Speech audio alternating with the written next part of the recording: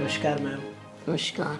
Ma'am, मैंने आपको कई बार सुना है, मैं आपकी वीडियोस भी देखता हूँ, आपको मैंने इवेंट्स में भी सुना है, तो आप सभी लोगों को एक सलाह बार बार देते हैं और वो सलाह ये है कि हमें लाइफ में गीता सर पढ़ना चाहिए। तो मैं ये आपसे जानना चाहता हूँ कि आपकी लाइफ में गीता सर क्या इंपॉर्टेंस रखता है और आप ये हमें बार बार सलाह क्यों देते हैं कि गीता सर हमें पढ़ना चाहिए? देखो, मुझे ना गीता सार, अगर मैं कहूँ, मेरे जीवन में इसका एक बहुत बड़ा रोल है। और गीता सर आया कैसे मेरे जीवन में? कई लोगों को मैंने सुना था कि वो कहते थे कि गीता सार पढ़ने से बहुत सारे प्रॉब्लम सॉल्व होते हैं। ऐसे ही मेरे जीवन में एक बार कहीं ना कहीं मैं किसी प्रॉब्लम से निकल नहीं पा रही थी, तो उन्होंने कहा, मैडम आप गीता सार पढ़ना शुरू करो, देखो इस प्रॉब्लम से निकल जाओगी। फिर मैंने गीता सार पढ़ना शुरू किया, तो वास्तव में धीरे धीरे मैं उस प्रॉब्लम से कहीं ना कहीं निकलने लगी। तो आज मुझे लगता है किसी को कोई भी अगर प्रॉब्लम होती है तो वो जो है गीता सार पढ़, मतलब कि कह करके, बोल करके, पढ़ के अपने आप को अपने आप जो है उसको, अपने आप को उस प्रॉब्लम से निकाल सकता है। क्योंकि मैंने अपने आप को निकाला है। तो मैं क्या करती हूँ, क्योंकि अगर हमने, पहले तो मैंने सोचा कभी भी पढ़ लेती थी, पर फिर मैंने कहा कि इसका एक रूटीन होना चाहिए, क्यों ना मैं एक रिचुअल बना दूँ।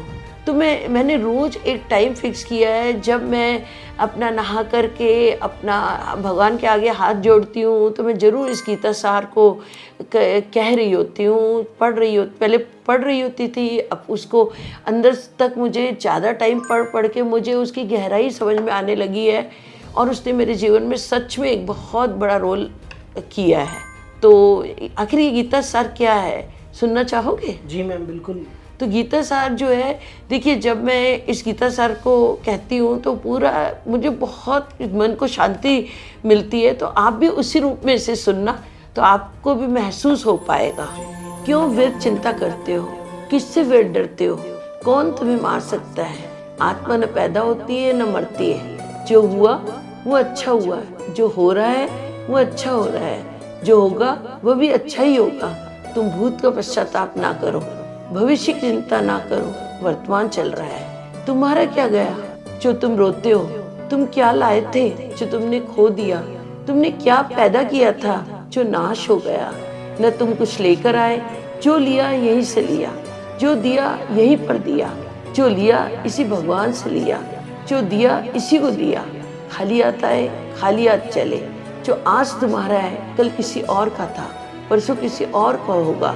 तुम इसे अपना समझ रहे हो, बस यह प्रसन्नता ही तुम्हारे दुखों का कारण है। परिवर्तन ही संसार का नियम है। जिसे तुम मृत्यु समझते हो वही तो जीवन है। एक क्षण में तुम करोड़ों के स्वामी बन जाते हो, दूसरे ही क्षण में तुम दरिद्र हो जाते हो। मेरा तेरा, छोटा बड़ा, अपना पराया मन से मिटा दो, फिर सब तुम्हारा है, तुम सबके हो। न ये शरीर तुम्हारा है न तुम शरीर के हो। यह अग्नि, जल, वायु, पृथ्वी, आकाश से बना है और इसी में मिल जाएगा, परंतु आत्मा स्थिर है। फिर तुम क्या हो? तुम अपने आप को भगवान को अर्पित करो। यह सबसे उत्तम सहारा है। जो इसके सहारे को जानता है वह भय, चिंता, शोक से सर्वदा मुक्त है। जो कुछ तू करता है उसे भगवान को अर्पण करता चल, इसी से तू सदा जीवन मुक्ति का आनंद अनुभव करेगा।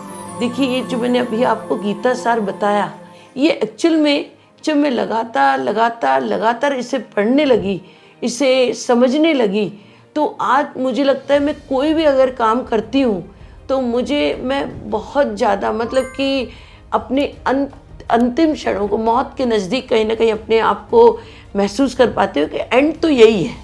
तो वो सारी चीज़ें, हम लोगों से न शिकवा रखते हैं न कुछ, और हम जो है अपने आप को स्टेबिलिटी की तरफ कहीं ना कहीं रख पाते हैं। तो एक अंदर से एक शांति मिलती है, हम लोगों के लिए कहीं ना कहीं काम कर पाते हैं। तो गीता सार मेरे जीवन में कहीं ना कहीं एक बहुत बड़ा रोल अदा कर रहा होता है। तो थैंक यू वेरी मच कि आपने मेरा इस गीता सार को कहीं ना कहीं समझने की कोशिश की। थैंक यू सो मच, आपने मुझे भी क्लियर कर दिया।